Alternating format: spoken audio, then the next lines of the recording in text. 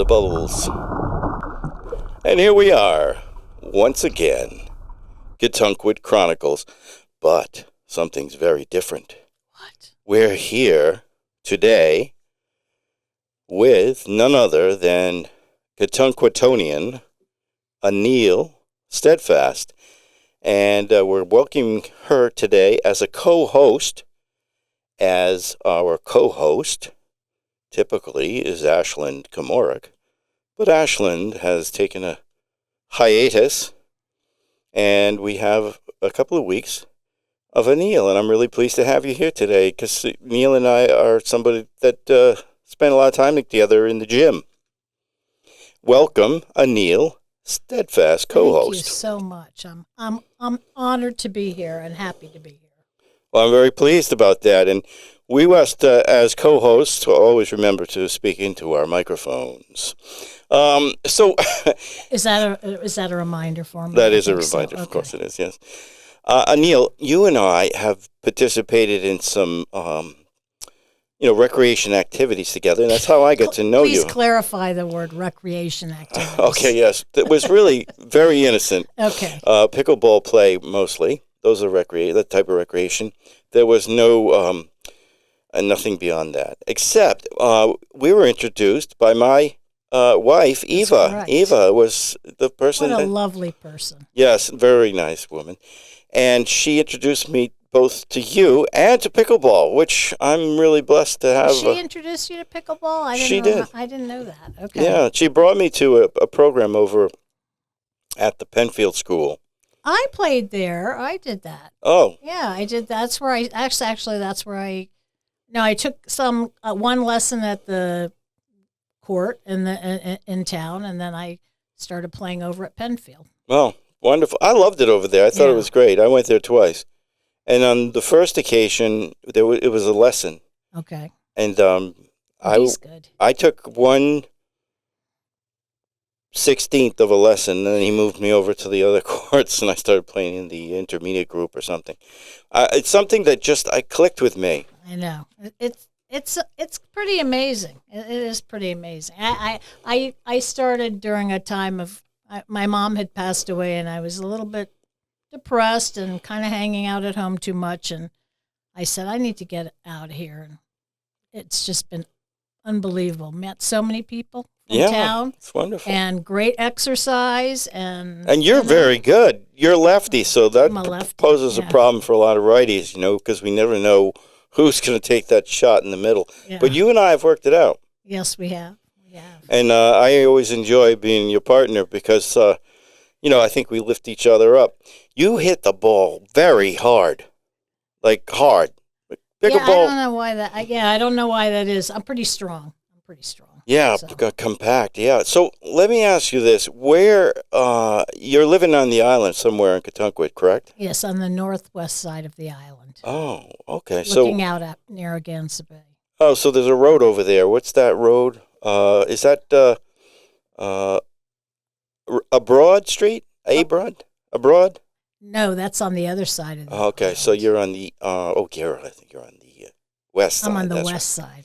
So there was an occasion where I came down to do some clamming out in front of your house. Yes. And it really was just a rocky mess. There were clams there, but boy, you had to wrestle them out of the bottom of the tidal area there. It was tricky. I didn't try cohogging out in the water. I've never, I used to get mussels when we first moved there. We lived right there on the water, and we went down, and the water was so clean, and we got mussels. I was so excited. I took them home. I scrubbed them. I cleaned them. I did all this work. And then I went to the grocery store and saw that they were selling them for $3.99 for a huge bag. And I said, "What the heck am I doing this?" So that and the little slipper mussels turning over the rocks. I have never done anything else except eat my neighbors when they bring me clams. Yeah. Well, I'll bring you some sometime. I do happen to catch those. I use that as an exercise opportunity as well. So living up there. So when did you move to this town? 1997. From where I was living up on the east side in Providence before that. So anyway, wanted to. 97, so you're a newbie. I'm a, Yeah. only to old people older than I am. Well, Wow, I came in not older. 86, but Wow, 86, really? I was in here in 86 renting from a friend on Blue Green Street in town, and really loved it. Yeah. Yeah. It was real. I really felt part of the family, which is really, really wonderful. And because we shared a kitchen, I could have used the kitchen upstairs, truthfully, but I did enjoy more hanging out with the family. Yeah. And I could cook a little bit, so I was instantly made the chef. So 97. But you know why Kentucky? I mean, I can understand because you live. Boy, your sunsets are good over there, I imagine. The sunsets are amazing. But we were living in Providence, and we wanted some more land. And I remember my dad said, "You live in the ocean state. How can you not live by the water if you can afford to do that?" And yeah, Katunkwit has they're unique. Katunkwit is super unique. So. I would suggest that Katunkwit is more true to Native American roots, and they care about the Native Americans. Yes. I think the other island too cares. They just haven't. They don't have as many monuments. Right. All of this area is unique. So I just fell in love with it and. That's good. That's great. Found a great house and never looked back. So that's the way it went. That's great. And you brought some kids into the world? I have 2 young adult children now on their own. Nice. And anyway, so now I'm just hanging out there enjoying Have you come across any have you rolled through a stop sign and been busted for that? I only was stopped once. I can't remember if I didn't go through a stop sign, but I think I was going up one of the main roads, just probably 35 miles in a 25, and the policeman pulled me over, and I started crying. He let me go. Oh, the tear thing. Yeah, it worked. I tried the same thing. It didn't work out for me. My mom, when I grew up in Southern California, and when my mom would take us to school, I don't remember her ever making us breakfast, but she'd wear her bathrobe and take us in the car, and she'd always run through this one stop sign, just kind of roll through it, and we got stopped several times, and she would say she was like Lucille Ball with Ricky Ricardo's accent, and she'd say, "No, please don't give me a ticket. My husband will kill me." Worked every time, so. Oh, wow. So it wasn't the most liberated era. No. All right. So I wanted to ask you more about, who's the most unusual person that you've come across here? And I would say in Katunkwit, there's a significant number of people that can cause concern. Has there been an indication for that? I can't really think of anybody, but I will tell you a little story. Most people are lovely, but in my neighborhood where I live, I was the president of the board for a while, and someone on the board gave me a lovely tea towel because there were always 1 or 2 people that were a little bit more unusual or difficult, and it said Mr. Rogers did not adequately prepare me for my neighbors. Well, it's a wonderful day in the neighborhood. That's right. I'm always reminded of that wonderful line from Mr. Rogers, and that is, you don't have to do anything extraordinary to be loved. That's and correct. I love that statement because we're all trying to do all these extraordinary things, and we don't have to be exceptional. Gotta just be you. Just be who you are. That's right. So do you do some volunteer work in town? I did. I haven't lately. I was on the Friends of the Library. We're doing that So- volunteer thing over at the farm and really enjoying that. Providing fresh food for people that can't afford fresh food is. I don't think there's anything more important than that. I know that they have they have more of a.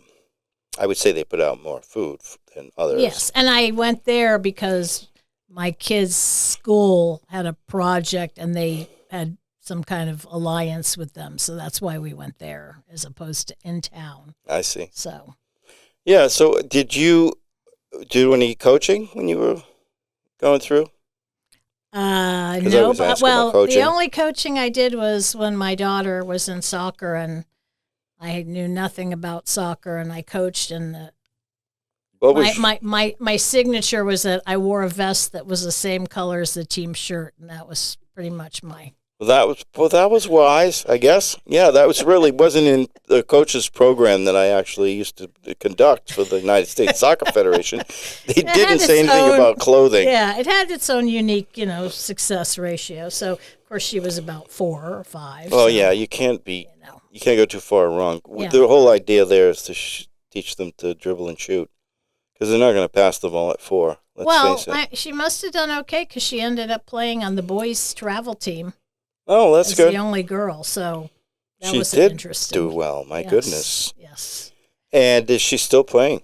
No, she was in all kinds of Olympic development and all kinds of things, and she went for her high school tryout, and 2 days before was her first injury, and the orthopedic doctor said no running, and she went for her high school tryout, and the first thing the coach did after I told him she couldn't run is make her do a timed 3-mile run, and then he cut her before even kids that played recreational soccer. So I made her go to field hockey, and because my neighbor's daughter had done that, and she made varsity, and they won the state field hockey championship her freshman and junior year. So, wow. That's and then she played in college.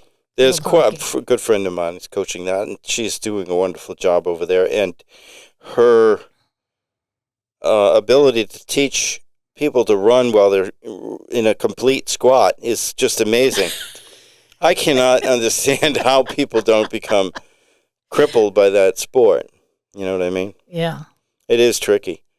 So we have had some pretty good knockdown, drag out pickleball games over there. Do you intend to play outside soon this year? I mean, more this year? Because that was really fun last year when we got the outside group going. Well, I love playing outside. It's challenging because of the wind and the different factors. The only thing is the outside game, they have a system where you have to win in order to stay in.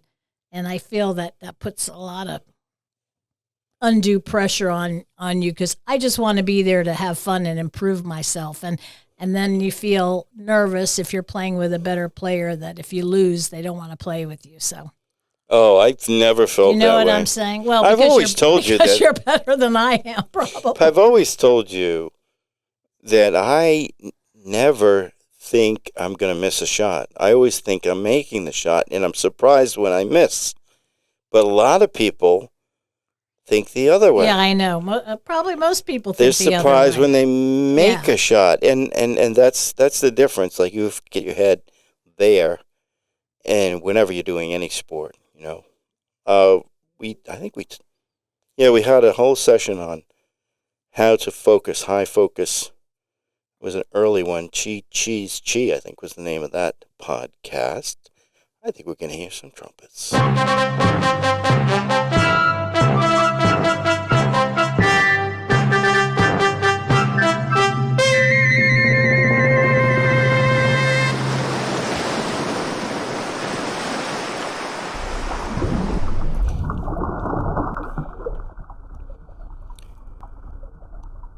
Well, we didn't get into this topic when we were introducing our friend here, my friend, Anil, and she is, as I understand it, a realtor. Is that correct? That is correct. And you have to pass the test for that? Yes, you do. Is there a a timed 3-mile run? I would have had to skip that part probably. So, but I will tell you, I took it years ago, and I remember standing in line. I didn't really study that much. I had been in banking, and then I had a design business. I read the book that you buy at the bookstore, and I was in line, and people were talking about, how many times have you taken this test? I've taken it 6. I've taken it 4. And I thought, I think I should have studied more. So I was lucky. I passed. Then when I went back years later, I gave up the license, and years later I came back into it. And now everything is electronic. And I checked in, and they said, you're not allowed to wear hats. You're not allowed to wear jewelry. You're not allowed to wear this. I'm like, why? And they said, because people take pictures of the tests online, and then they sell them. Wow. So they make you take all your jewelry. You can't bring anything in the room, and that's where I hide all my cameras, jewelry. I wear a lot of jewelry too. Yes. So as a realtor, you must have. How many years have you done this? It's about, I did 2 years and years ago, and then I've done about 11 years now. How's the market in Cattunquet? Very strong. Anything near the water is strong, and I think during the pandemic, people that lived in other places started venturing out, realizing they wanted to, if they were working from home, they wanted to be someplace that they loved, in a community that they loved, and they started coming in this direction, and that elevated the prices. And that's all those climate deniers, right? They want to be near the water. They do. And now that we have to build 3 bridges to get, around the island. I know. So that is a factor, don't you think? I mean, I hope it doesn't change things for the real estate in the town. Well, I went to a meeting last week about what they're going to do in one section that they're worried about with sea level rise. So, but in general, the place where we live doesn't have too many, other than one area about connection. But homes, there's not a lot of homes that are in danger of sea level rise, as opposed to some other waterfront towns. Are there issues, though, with water being infiltrated with salt in some parts of the town, too?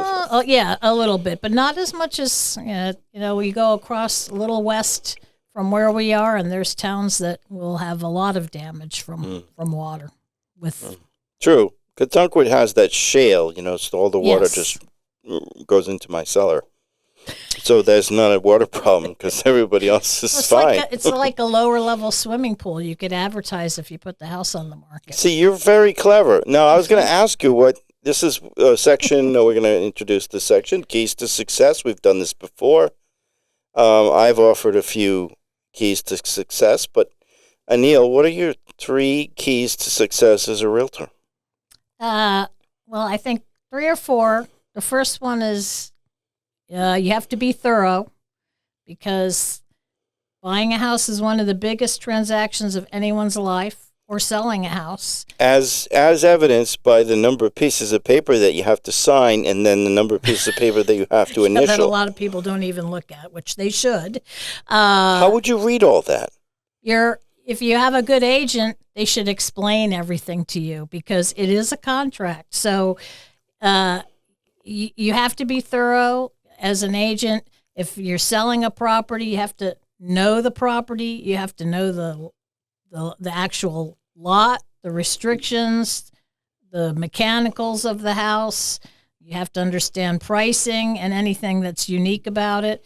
And then you have to present it in its best possible light. And if you're representing a buyer, you have to do homework, because people go into a house and they get overwhelmed emotionally. They're picturing themselves in this house, and they miss sometimes very important things. Like, for example, I was selling a property to somebody that was going to tear down the house and build a new house.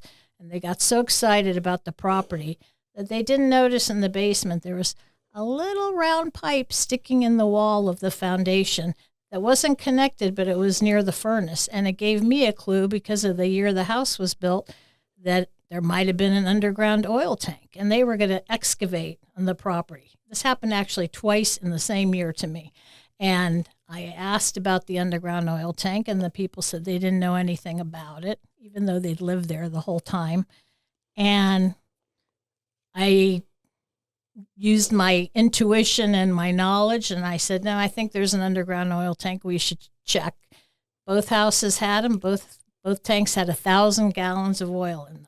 So if they started excavating there would have been a disaster. So you have to be the eyes and ears for the client when they go look at a house, because sometimes they get so emotional that they kind of lose track of things. Quite a story, because I recall, that there was an occasion, I don't know if it was here, maybe it was one of my neighbors, I think.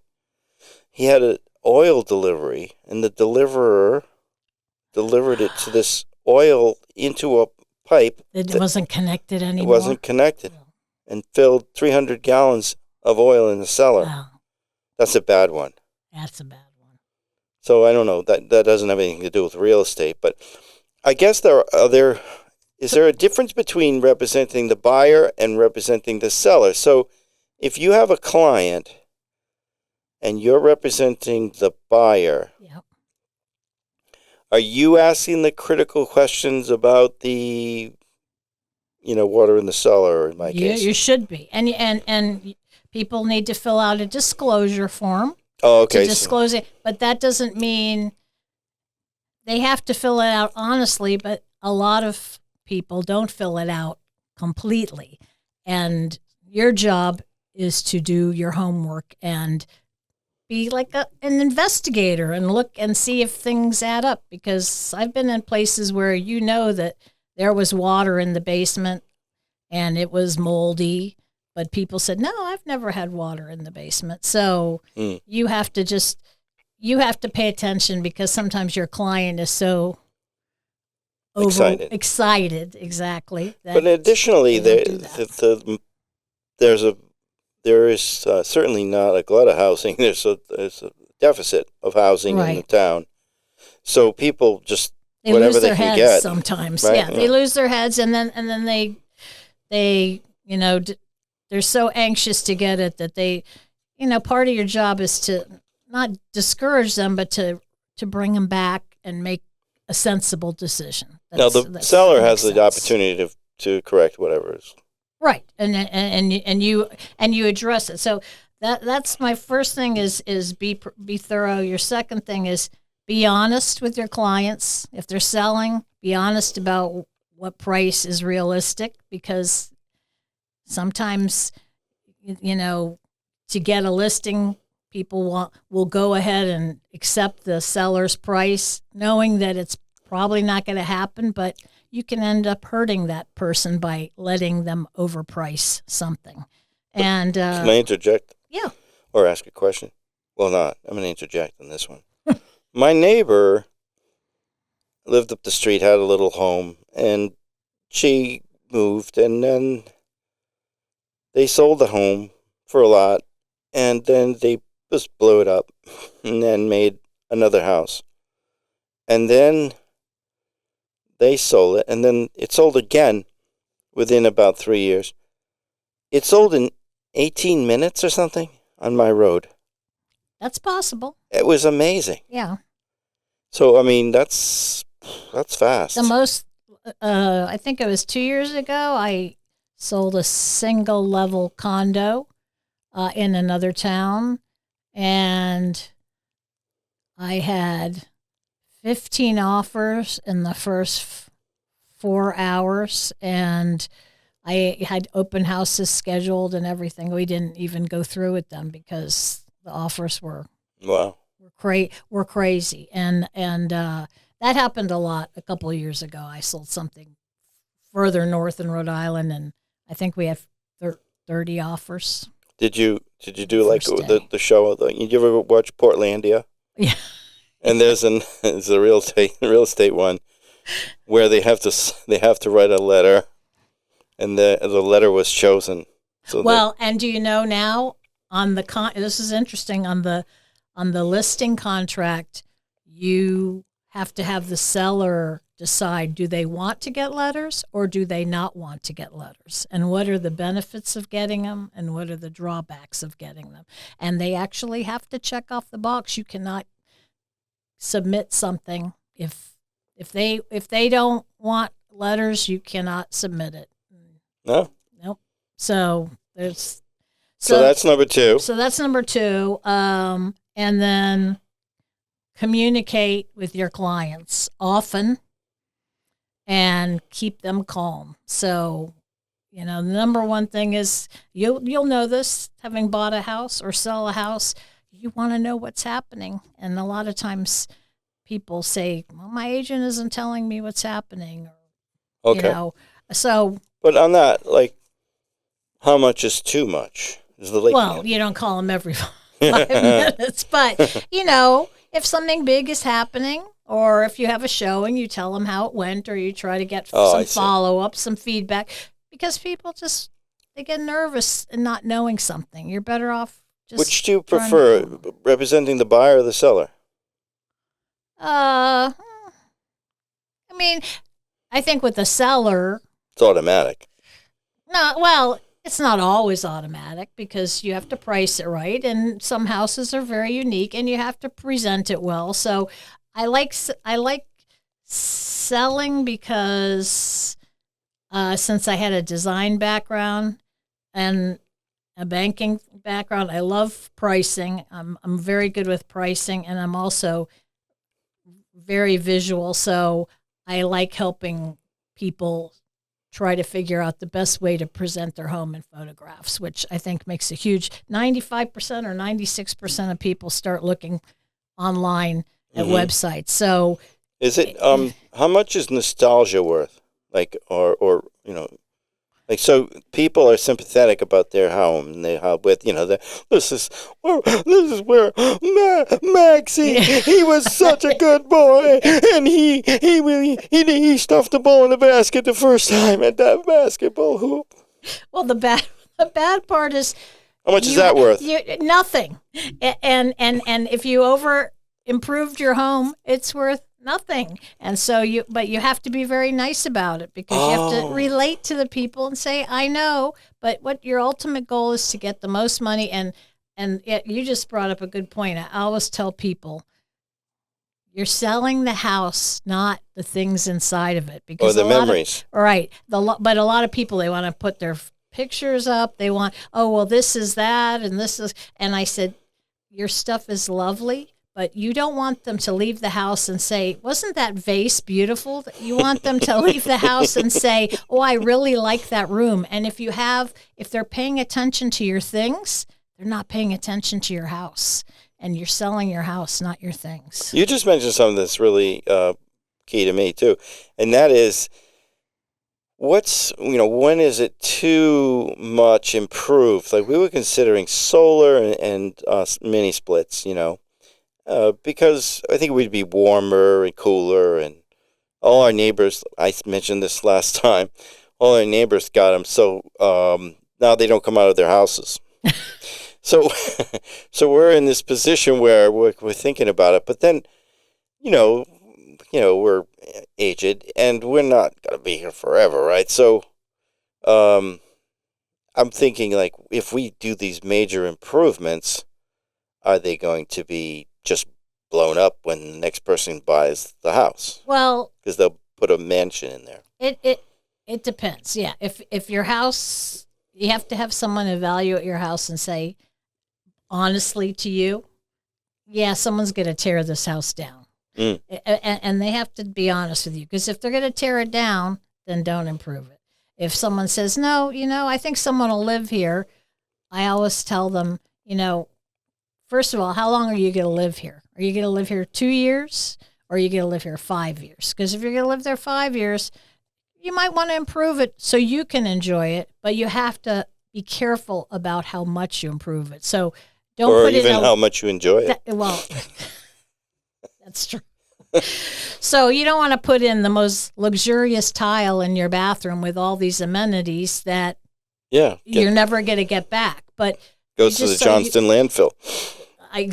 I know, it's terrible because so many people have fixed their houses up, and then it's very specific. Also, the tape, you have to do neutral. You have to be neutral if you're doing it, because if you decide, I'm living here 3 more years, I'm going to put in black ebony cabinets with, some kind of gorgeous lighting, and you're not going to get your money back. So if you enjoy it and it gives you 3 years of enjoyment, good for you. But if you're looking to get out of it without losing your shirt, don't do that. This is one of the first times on the Katunkwit Chronicles where we've actually had some information that's of value. Most of the time it's just, fluff.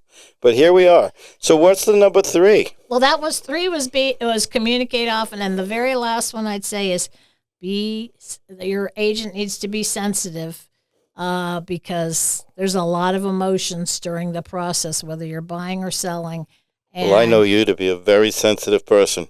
So that's a good quality. Yeah. Sensitivity.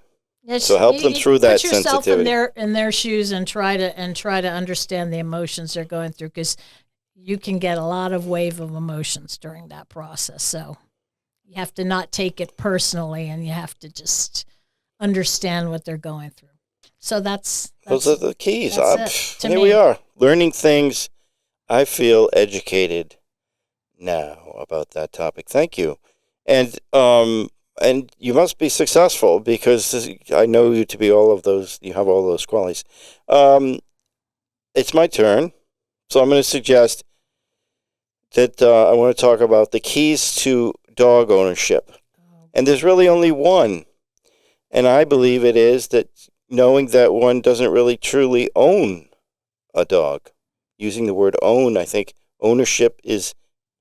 I think it's a mutual partnership, just like a family member. That's true, actually. Yeah. I've been on occasions where there's been a prospect of us maybe having a cat that might have walked by and looked at the house a little differently. And we wonder, whose cat is that? And then I'm already I'm a softie. Oh, boy. So, I don't go and get the kibble and bring it out there and try to lure him in. But I could truly take on another partnership with an animal. However, we want to do some traveling, and it doesn't really work. Yeah. Well, I got to say, I'm a big softie. My last dog was 4 years old when I adopted her, and I took her she was not a good listener. She was half border collie, and she wanted to be wild, and I let her out, and she took off. So you couldn't even open the door. She would take off. And I took her to the dog training at the animal rescue, and I got kicked out because they told me I was not alpha enough to control my dog. And that happened with my 2 previous dogs. They said that they felt that my dog sensed that I needed to be protected, which kind of offended me, but I think it's true, because ultimately my dogs and sometimes my kids just think, she's not going to really do that. So that was bad.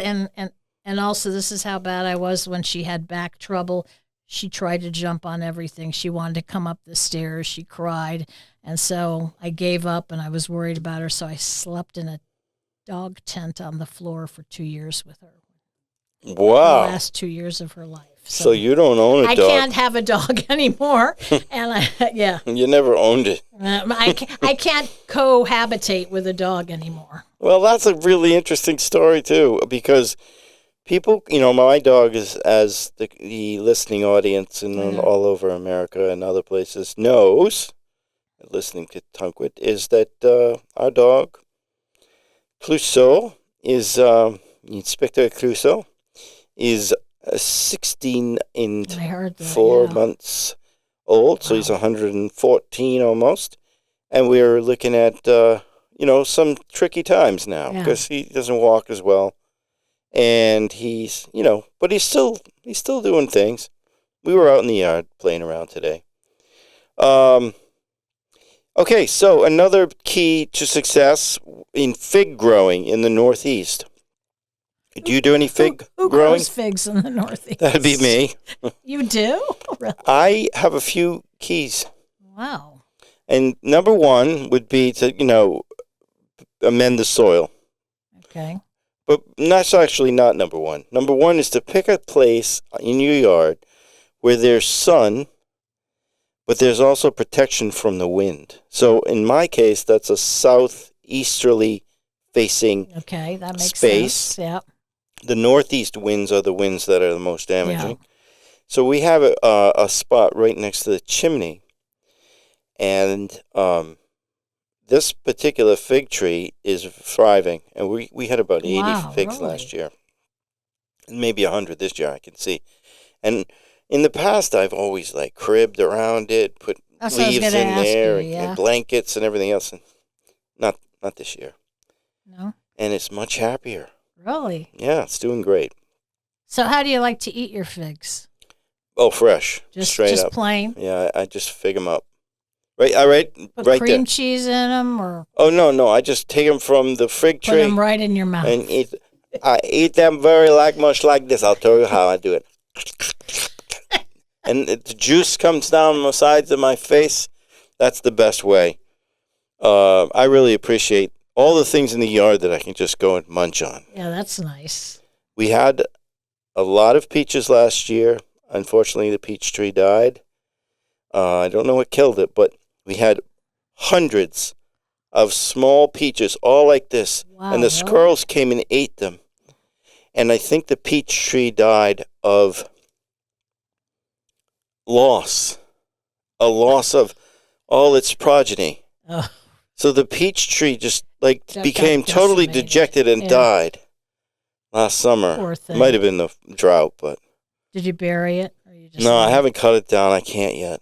It's just terrible. It's but too emotional. it was so nice to have all those peaches, and of course I put the net around it, and the squirrels ate them anyway. It was so sad. And then everything died, so that's terrible. But the apples. We don't get a lot of apples, but we're trying. We did have a garlic farm. That's not something I just pick up and I did eat. not know all this stuff. In our yard, yeah. I think it's time for...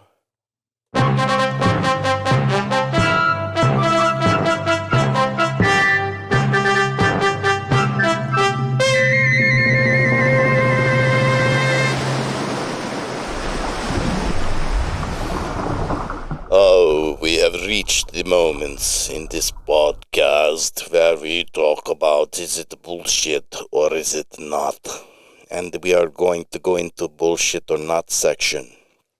So as I express these bullshit or not stories, I believe that Anil has some commentary. So I just wanted to talk. So we're talking about people in Ketunkwit, right? And do you know Dusty? Dusty Miller? I do.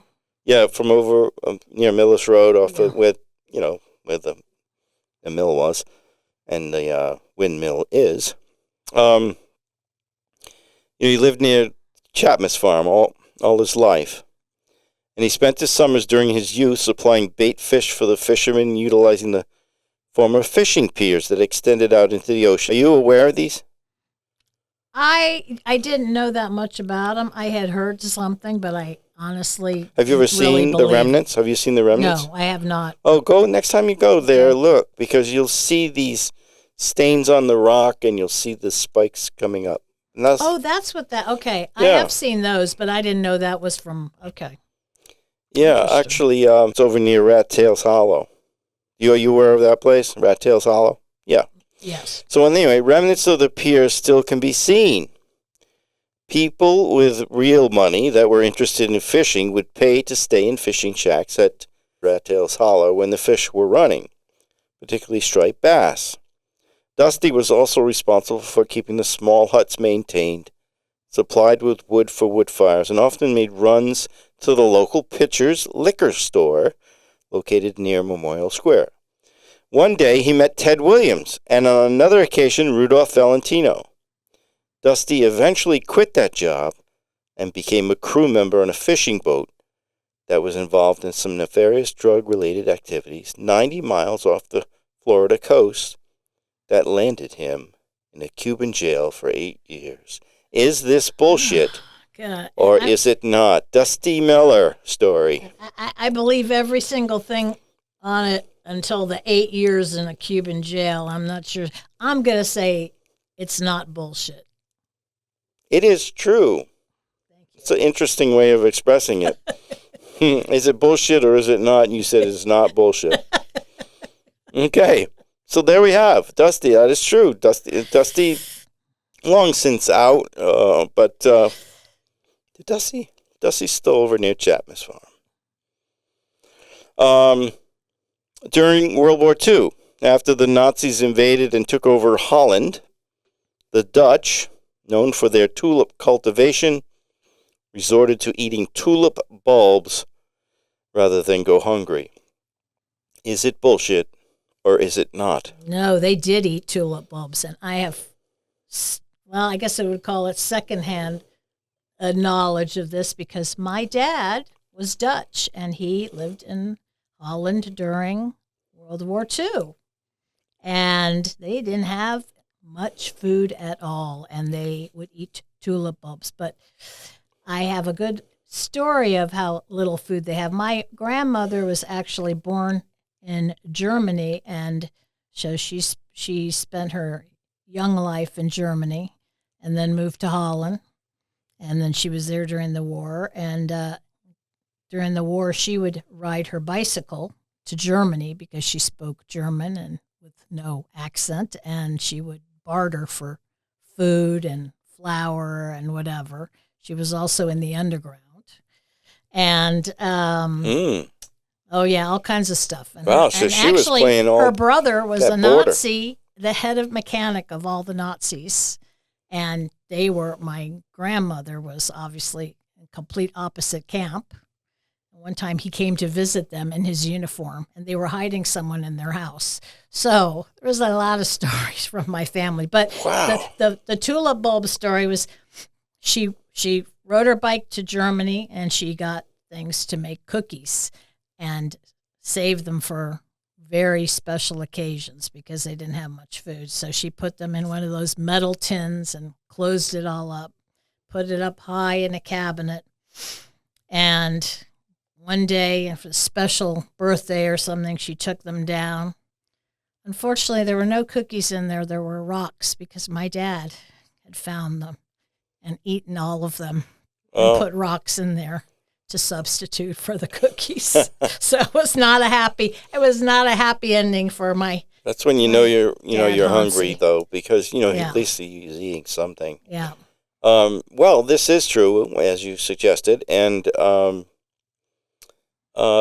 interestingly enough, my father was in the European Theater of Operations and had a coffee cup in Holland as they passed through Luxembourg, and I guess Holland would have been first, and then Belgium, Holland, and Luxembourg, or I don't know which order that was, but he was with Patton's Third Army. Yeah, that's amazing. And was traveling to Berlin. He was always funny about that. He would say, when somebody asked him how much traveling he'd done, he said, I went to Florida, He went to the Canadian border, And then he said, but I went to Europe. And then they said, oh, yeah, where'd you travel to? I said, well, I was in, the Normandy region, and then we traveled through. He would tell the story, but then he was pretending that he was on a trip. But he really wasn't. He was a forward artillery observer, and he was a... They did not know, but nobody, and I think that was there, that served there, wanted to ever talk about it. My dad did. He talked all the time about it because he was such an anti-war guy, having experienced all he did. So anyway, so this is bullshit or not. This next one here, yours truly, James Allen, will be co-directing an improvisation program in conjunction with the Katunkwit Recreation Department starting on March 18th from 6:30 to 8:30 p.m. meeting bi-weekly for 8 sessions. Is it bullshit or is it not? It's not. It is not bullshit. It is actually true. And I'm really excited to say that. It's almost a public service announcement, isn't it? Self-serving, no doubt. But we're going to get together and do some improv. You're serving the people, giving them something that they've probably wanted to do. I think it's great. Well, maybe you'll be doing some of that too. Perhaps you can pay the $20. And I'm not getting any money, by the way. I'm not getting a cent for this, but I would say it's $20, not per session, for the 8-week session. That's very good price, $250 a session. So I would suggest we could have some fun doing that if you're interested. That would be fun. That was self-serving, and then I was actually promoting it so that you would actually say, maybe I'll do that. Okay, so this is another story here that it's a little longer one. It's called, Is it Bullshit or Not? The Ketunkwit School, currently located on Johnson Avenue, was built in 1955 on its current site. The block building is in excess of 46,000 square feet in size. After installing the original playground, and after a period of use in excess of 2 years, children playing at the playground wore out the spaces beneath the swings, as does happen when in use for a while. One day, Michael, better known as Mickey Sornborger, noticed a shiny you know him? He's old now. No. Noticed a shiny object beneath the swing, and after school, went to the site alone to dig up the shiny object. He found a silver crown that dated back to the late 16th century. That'd be in the 1500s. Native American burial site. Before long, other children were digging after school in the playground area and beyond for precious native artifacts, until Zebulon Carnegie, a summer resident he was from Philadelphia. It was one of the Carnegies. A summer resident who happened to learn of these finds, notified authorities, and recalled all items found townwide and created the museum located at the library. A stone wall and gate and preserved the land, including 35 by 35 foot space, was dedicated to the native people buried on the site. The site remains in natural state with trees and heavy brush remaining untouched. The space is located in the exact spot where the first item was found by Mickey Sornborger in 1955. It would probably be in 57 because I said it was 2 years after, right? So, yeah. Is it bullshit or not? Well, the general story is correct, but I believe this all happened in 1936 and not 56.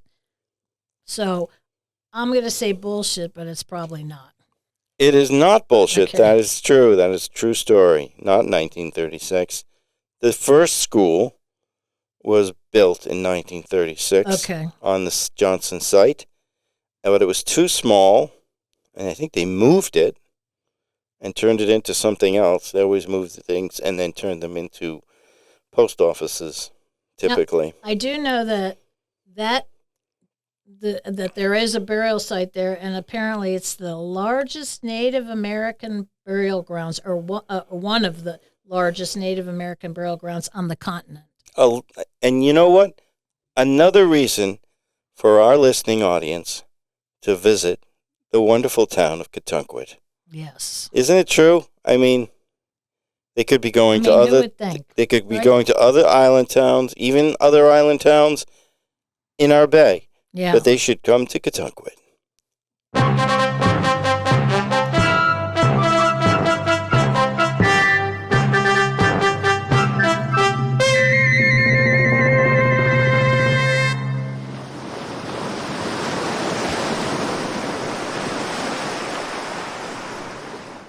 Hey, you know what I noticed? We didn't have any bubbles. I noticed that we don't have any sponsors this week, which is disturbing because we have a lot of people listening in, and for those of you that are out there that want to sponsor us, let us know. We've had wonderful sponsorships over the last 31 episodes. So we're reaching out to you, And you have to get those queries into me so we can start working on the sponsorship advertisements in advance of the program. This week I got some, but they were too late. So get them in early. They have to be in prior to the weekend that we usually podcast on Wednesday. So you have Thursday, Friday to get it to me. So that's for you Catungquitonian businesses out there. I thought I'd read a poem today. It's, as I always, when I do read poems, they usually always, it's poetry that is in, I would call it prose poems, so they're really stories. Mm-hmm. And I was a theater student when I was in college. And I spent a part of my, I have all enough credits for a theater minor. I never declared it, so I don't have it, so I can't say that over the airwaves. But this poem is called Stalwart Formative Foundation of Fire. Later, I theorized she had a raisin for a heart. Her feet were always cold. Her toes winter white, in spring cool to touch, fingers curled and pale, yet they extended when needed, pointed our way around stage. I was to follow. We met at a student-led audition, her hair in a loose bun of angled sticks and magic twists, long leotard legs of lycra. She stood on one foot as she waited. Her other foot rested mid-shin, eyes alert, narrow and thin, stoic, raised chin. I was asked to lift her when she jumped. The student director screamed, "Hold her above you like a hood ornament, and you're the fine-tuned Bentley beneath, the stalwart, the formative foundation of fire." She posed atop me, spine erect, long and arched, her wry smile wrinkled at the edges, a nearly hidden dancer's pain seeped through her fearless facade. She reacted to the director's subtle nod, and remarkably, nearly indistinct visual sign, the director's disguised attempt at providing approval, just my hunch, or perhaps the pickle radishes that the director had at lunch. I asked her for coffee and a bagel, discovered her name was Marie. She said she couldn't do the calories. I took a chance and asked her for her number. I sensed she wanted me to lift her again. Her white, yet small, nearly baby teeth finally showed when she smiled. I'd like to hang with this curiously quirky woman for a while.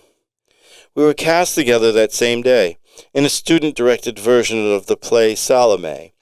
It all seemed so good almost instantly. We hadn't any time to consider our roles for the ballet version of Salome.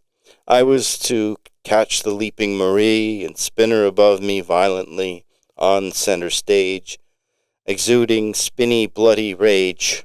The director wanted the audience to bleed as she carried John the Baptist's bloody head above me, my face smeared with his dripping blood. His matted hair dangled in my face. I held her firm. After all, I was her Bentley base of desire, her stalwart formative foundation of fire. She carried John the Baptist's head everywhere she went, to the laundromat, the liquor store, the market. She tagged these stark and bizarre effronteries to be her method of immersion acting. Considering it was the Baptist's head, I found it amusing. We improved responses everywhere we went. A flash mob of 2 at the mall. Roommate had a bad hair day. We're taking him to the hairdresser next. The rest of the bodies in the car. You should see the other guy. Did we forget something? And my favorite, he should have ducked. A week into production, we were making sex. It couldn't be called making love, as the head was in the bed, but she insisted that John join us, or she wouldn't come. And to think that this was my first and only threesome. Oh, my God. I held her above me while making sex in bed, thrust her repeatedly onto me while she held the head. As crusty blood flakes entered my eyes, I worked hard between her thin, restless thighs, lifting her until my arms called for rest. Her wry, pained smile returned, seemingly regenerating her solitary cerebral quest. And then, suddenly, her back arched, and she fell backwards, bending me awkwardly. I howled, Jesus Christ! And then she lifted herself from the bed. One fluid-filled quick motion, like a gymnast turned circus performer, she lifted a vessel from the bedside table and threw a pitcher of water on my head. She closed in on me, grabbing John from the floor, and rhythmically moved John the Baptist's lower jaw. Mary mimicked in a gravelly male voice without flaw. She rose erect as John the Baptist implored, I baptize you in the name of the Lord. As the Baptist's head sat atop her shoulder, a first-hand witness to our grand sin, she said, let's do it again. Let's not and say we did. So you first experience with the prose form of poetry here, telling a story about. Might be my last too. You didn't like it. Oh, you didn't like it. I just was thinking, how do people come up with this stuff? You'll never look at me in the pickleball match again the same way. I'm thinking of bloody heads. Are you looking at somebody and thinking of their bloody head? No. I was in a play. I was in this play. I mean, I was selected for this play. I actually dropped out, but there was this section of this. There was these people, and they were in. And there was carrying it around and all that stuff, and then I made the tennis team, and I had to travel, so couldn't do it. So there you have it, the stalwart formative cool. Foundation of Fire. I love the title. Yeah. Well, there was all like a lot of that happened. So anyway, there you go. There are the origins.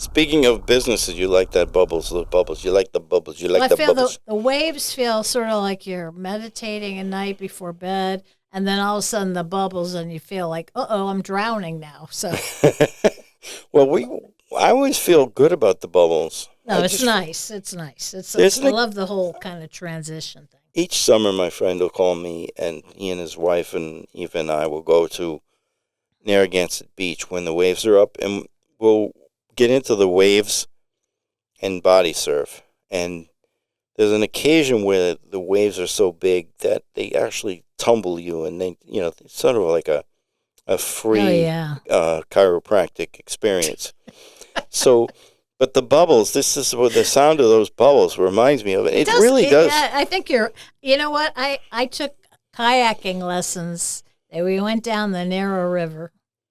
And you got a few bubbles? We got out to the Narragansett Beach, and your idea, unfortunately they didn't tell me this until it was too late, when you're in this ocean kayak, you don't want to, if you get flipped, you don't want to flip, you're going perpendicular to the beach, or actually parallel to the beach, excuse me, and you don't want to get flipped towards the beach. You want to be flipped away from the beach, because if you get flipped towards the beach, you end up on your head, and then you get like you could break your neck. And that happened to me, and that sound of that bubbles, that's what it sounded like. Boy, that really does affect your pickleball when you break your neck. Yeah, it was not good.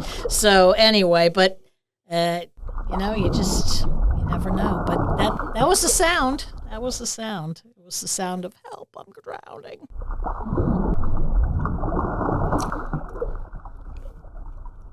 Well, that said, I've been involved in 2 chapters. I've expressed 2 chapters to you, 2 dramatic readings, and we are on chapter 3 now. And apparently you got the wrong pages.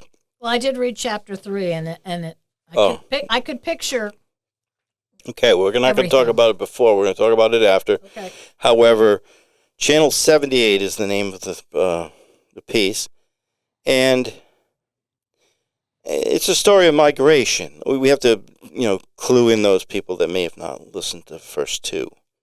And this story about this guy, Jeremy, who's a fisherman, clam fisherman, Narragansett Bay. He's working a particular spot in the Lower Bay. He's known as Lower Bay J, the J, consonant J, because he's Jeremy. And he is,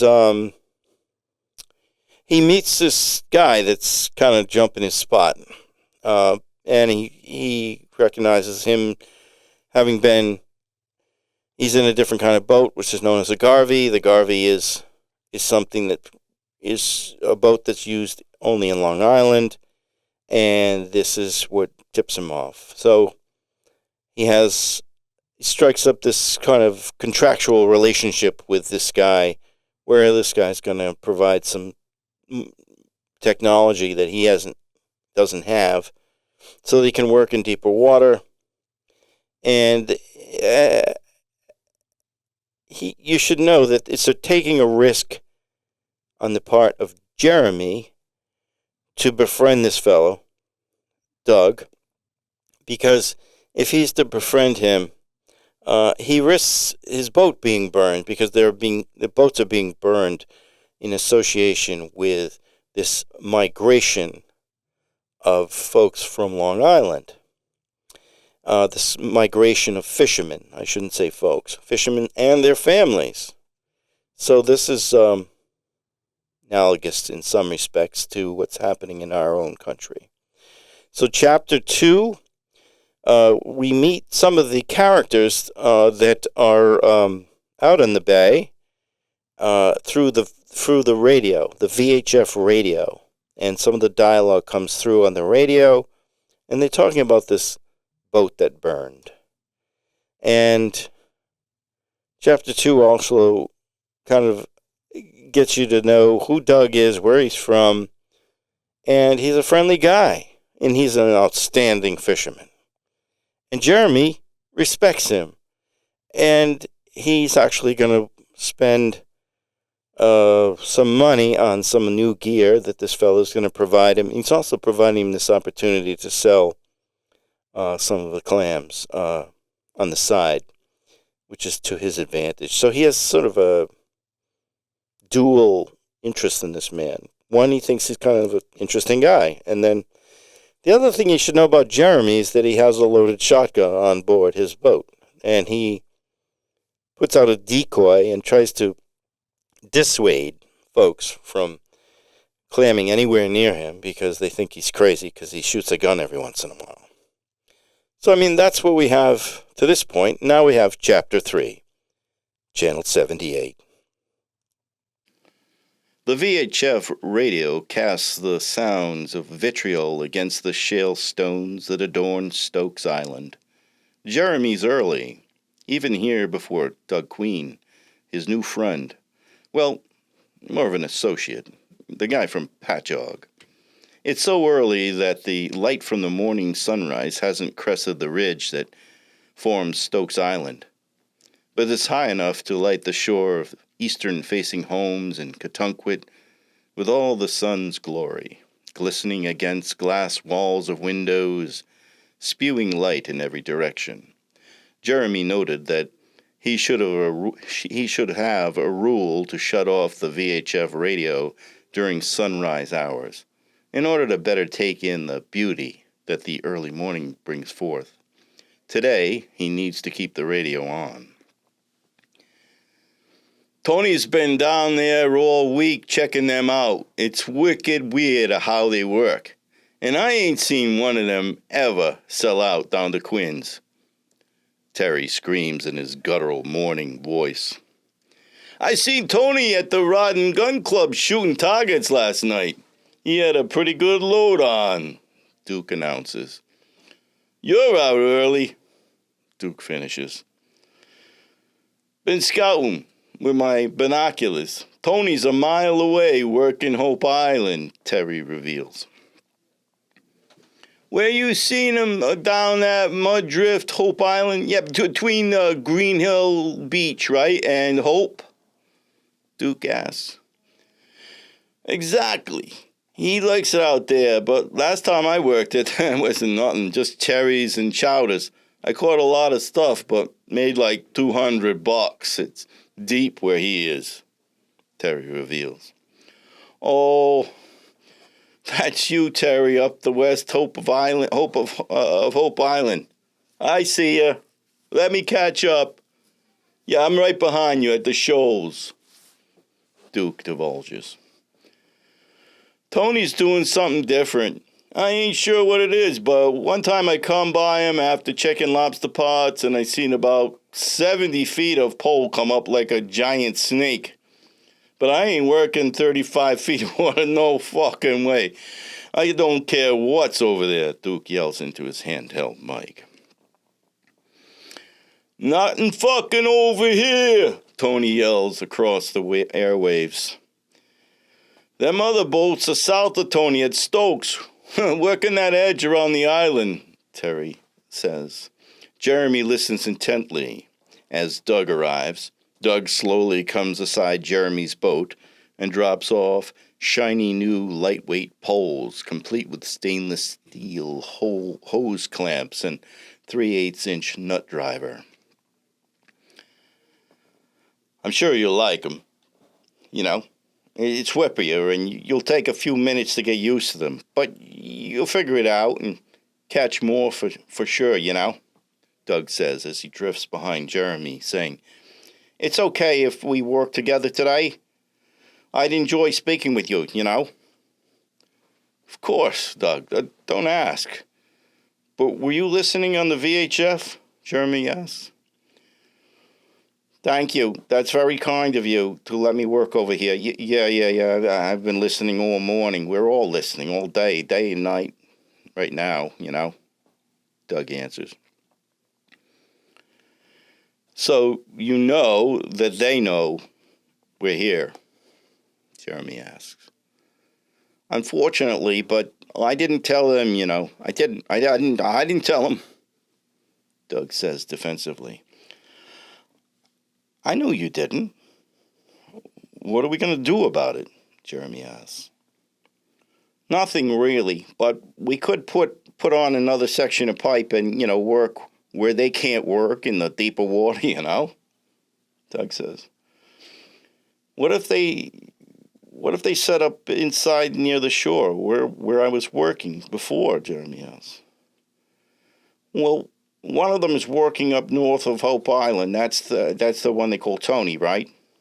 Doug half-ass asks. Definitely. So if they can see him, they can see us down here at Stokes Island if they have binoculars. Fuck it. Let's just work here in the deep stuff and let them try to work here. It'll be worth some laughs, Jeremy surmises. So it is.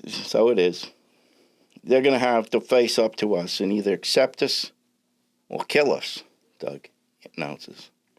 Us? There isn't any us getting killed. You mean you, right? Jeremy clarifies. Sorry, I meant us guys from Long Island, you know, Doug says quickly. But you never know what I'll do. Maybe a flock of ducks or geese will fly over this morning, you know. Could be some shooting, Jeremy says with a laugh. Doug laughs too. This time, I'll try not to hit the duck line like I'm in a war zone, you know? Doug says while laughing to the point where Jeremy can see his perfectly white set of straight teeth, and Doug notes it, saying to himself under his breath, how can a guy work for 30 years quaw-hogging and never clench his teeth so tight that he grinds them down? Everybody out in Narragansett Bay has worn-out teeth from the strain. You might want to get a shotgun shell in that gun. The geese are flying from the south, and there's 2 boats screaming past Hope Island right now, you know, Doug says while pointing in 2 directions. And after you shoot, put the gun on safety, and maybe you'll want to put a shell in the chamber, Doug says, while nodding his head and pointing with his blue eyes as two identical 25-foot white V-hull boats with full forward cabins approach from the northern tip of Stokes Island. Doug opens a locked box and checks inside for something, but Jeremy can't see what it is. A flock of ducks flying quite low pass over a sand spit at the southern tip of the island and turn north, moving at Jeremy's boat. Jeremy tosses the decoy over the side. It drifts in the rushing tide to the north. He waits until the birds have passed his boat, grabs his gun, swings around, and shoots. Wham! The 20-gauge shotgun blast rings in the morning air, and this time, a dead bird drops into the tide. The two boats veer in two different directions, one going around the eastern side of the island, and the other swings out wide of the island to the west. You live up to your reputation about being crazy, you know, Doug says. I didn't mean to hit anything, Jeremy says dejectedly. Better a duck than us, Doug says. They're still here, though, Jeremy says. The VHF radio crackles, and Jeremy adjusts the knob. Motherfucker's crazy, Duke slams into the radio receiver. Was that meant for us? Or was that the guy, is that guy really shooting ducks? Terry asks. You guys okay down there? Tony's voice chimes in.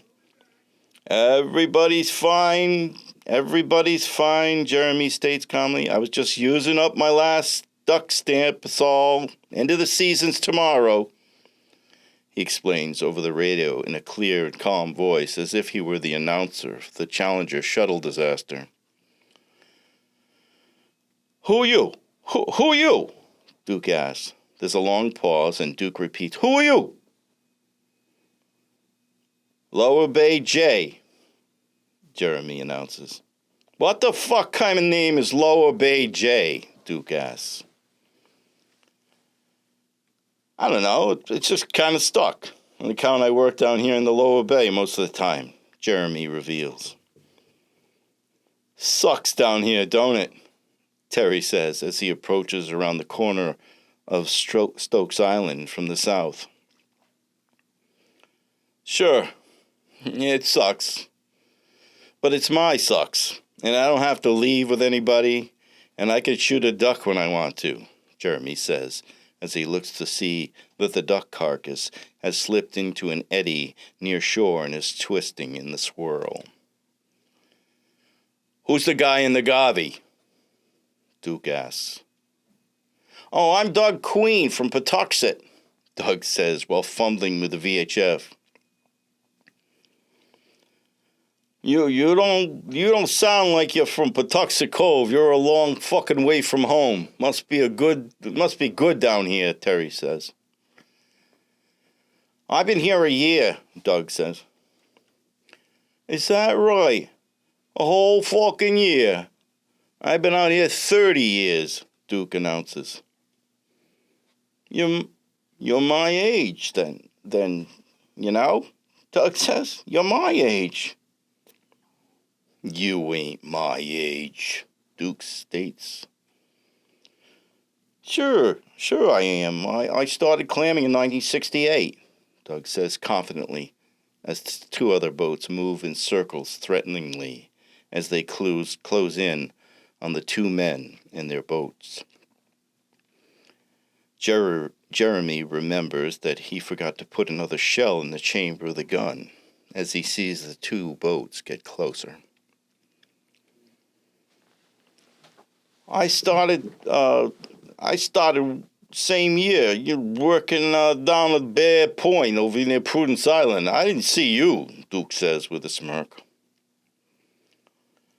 I tried that spot recently. I hit some patches of mixed stuff in the ribbon of shells before the bottom gets hard, Jeremy interjects.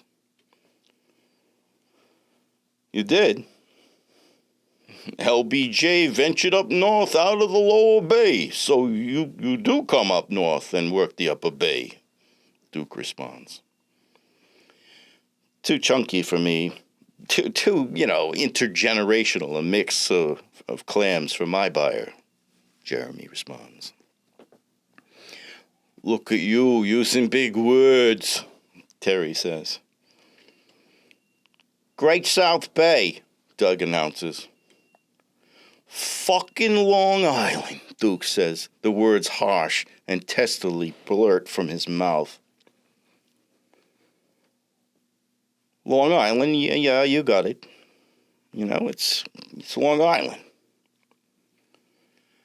So you're a Long Islander, Terry says. Of course he is, you fucking idiot. Class of 1968, Duke says, curiously emphasizing the year. There was a lot of very, very good years of clamming there, but you couldn't make a living when I left, and I have to pay for my son Larry's college if he doesn't get into Kings Point, Doug reveals. Your wife work? Duke asks. She's at home with our sons, Doug responds. You ain't gonna be able to get college paid for core hogging, Terry says. 2 kids and a wife is a massive motivator, Doug says. Tell me about it. I got 2 wives and 4 kids between them. I got chucked out a long time ago.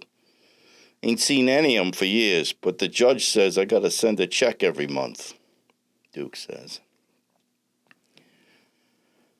There's a lot of quaggers up here in Narragansett Bay hating on you, Terry announces. That Viking guy got his boat burned, Duke says. I know that guy.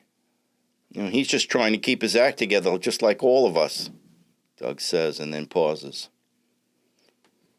You know who burned the boat, don't you? You know who burned the boat, don't you? Doug says, accusingly. Not really, just a bunch of guys talking too fucking much. Everybody thinks they know, but nobody really knows, Duke says. You get a lot of ducks? Terry stands with one hand on his hauler and the other holding a huge styrofoam coffee cup from Dairy Mart. He directs his question at Jeremy. One this season. It's over there, near shore, Jeremy says.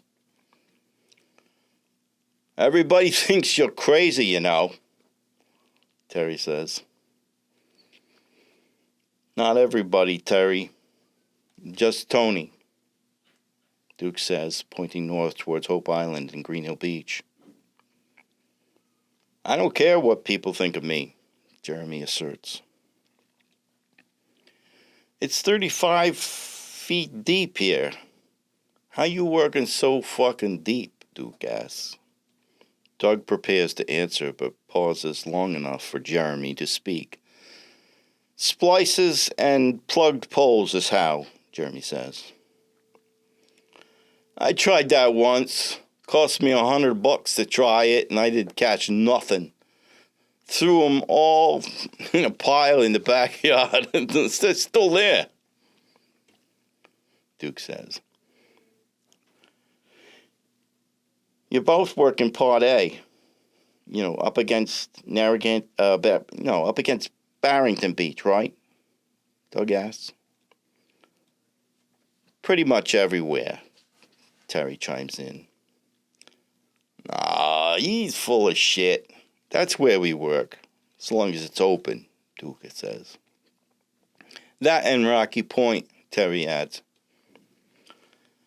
I'm staying down here. Don't worry about me jumping you, Jeremy says. Me too. I'm staying down here with the LBJ, Doug says. LBJ, like the president, Terry asks. Lower Bay J, Doug answers for Jeremy. Well,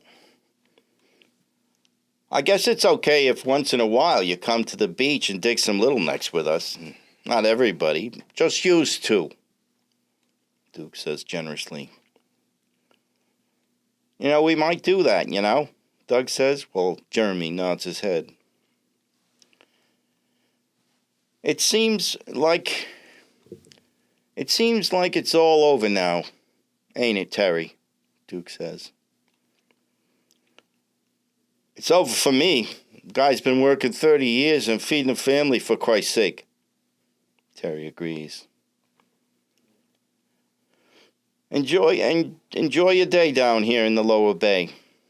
We're heading north, Duke says as he turns the key to his 4-stroke 235 horsepower outboard engine and slinks off with Terry. They continue to talk above the noise from their engines as they travel away from Doug and Jeremy. You never loaded it after you shot the bird, did you? Doug asks. No, I forgot, Jeremy says. It all worked out, Probably better it wasn't loaded, Doug says. Well, you're right about that, Jeremy says. Let's go to work. You have to pay for your poles and then makes a day's pay, and I have to catch Larry's tuition and pay for his brother's hockey lessons, Doug says. You can sell my whole load today, not just half like we arranged yesterday, okay, Doug? Jeremy says as Doug smiles and nods his head in agreement.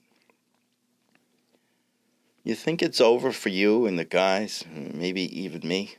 Jeremy asks with concern. No. But those two guys talk a lot, and maybe, just maybe, they'll talk some people out of burning more boats, Doug says. You might be right, Jeremy says. The end. Channel 78, a 3-part series, and that was our 3rd chapter. Yeah. How a little extra makes a big difference. Sure does, doesn't it? Because, it clarifies things for these guys, and it did. These things did happen in the 80s, and I was actually, I met this person in the 80s. We became friends and stayed friends until his death, and I'm actually friends with his son Larry and his other son Justin. So. We have, and actually stayed in contact with his wife as well. So there's a little history here, right? And this was the first person that I befriended from Long Island. And I think it did help turn the... This was Doug? Yeah, Doug was from Long Island, yeah. Doug Queen. And this gave them perhaps a foothold here. Yeah. And I think... it was generous of him, though, too. He was generous in many ways. Mostly befriending me as a friend and talking about literature. He was a brilliant man. He would talk about literature, and he had met so many people. He met, Philip Roth and all these amazing writers and in his lifetime. And Jack Kerouac, he used to hang out with Jack Kerouac. And Kerouac loved the clam fisherman, right? So Doug was a really interesting person with tons of character. So, but this is really about that first meeting. However, it takes place in the present. This is a story that takes place now, so it's an amalgamation of those origins. And the reason I put it in the present is because we're dealing with these issues. That's what I was going to say. That theme is eternal. Yes. You don't trust other people. And then if you give them a chance, you get to know them, you realize we're all kind of the same. Yes. And we all have the same things about our kids and our this and that, and got to keep your mind open. And we learn from them, too, right. And they learn from us. And that is the beauty of living in an open society where people have freedom to move within the society, and also we welcome people from other parts of the world. That's what's made this country strong. So that is the point, and you got it. So I'm pleased that you're here today to experience that with me. And both my parents were immigrants. I'm a first-generation American from my family. Oh, yeah. And your grandmother was working in the underground. Yeah. And my mother was from Ecuador. So I have a very mixed thing. But, I know even when my dad was very well educated when he came here after World War II, but my mom did not. I don't think she even had a high school education, and she was a hard worker, but she always felt, because she had a heavy accent, sort of inferior. And, she was as talented as anyone else I've ever met, but, just assimilating is... Well, she drove you to school with the house dress on. Yes, she did. That she did, and she got away with running a few stop signs. So. That's so true. But the rest of the story about the uncle that was in with the Nazi party there, the mechanic, did he end up opening up a Volkswagen dealership? So his reward at the end of the war was to get the first Volkswagen dealership. It was in Pasadena, California. And I was just kidding. He did. He actually got one. I can show you the savant or something. The history of that. And then his other sister got one, and they were very well off. He ended up going back to Germany. She did not, and they offered one to my grandmother, and she was, it was everything about what they thought and believed was so different than what she did, and she did not take it. She worked hard at 3 jobs and whatever, but, you just never think in one family. I guess it happens a lot. People have very different views, and anybody that experienced what the people that worked in the underground, imagine the fear and the bravery. Yeah. His hats off to your grandmother.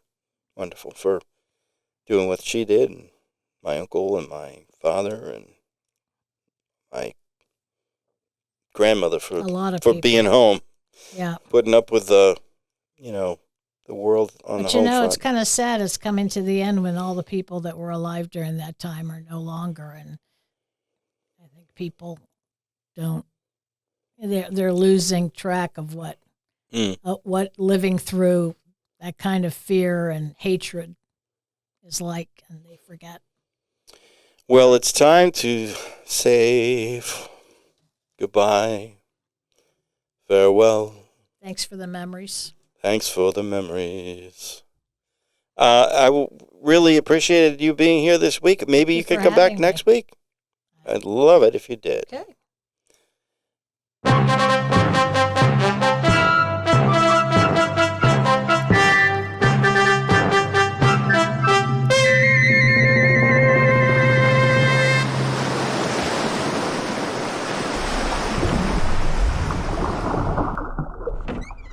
Oh! Don't go through that door. That's the door to the. Oh no! Oh, don't do that. You're not supposed to see that. It's a mess over there.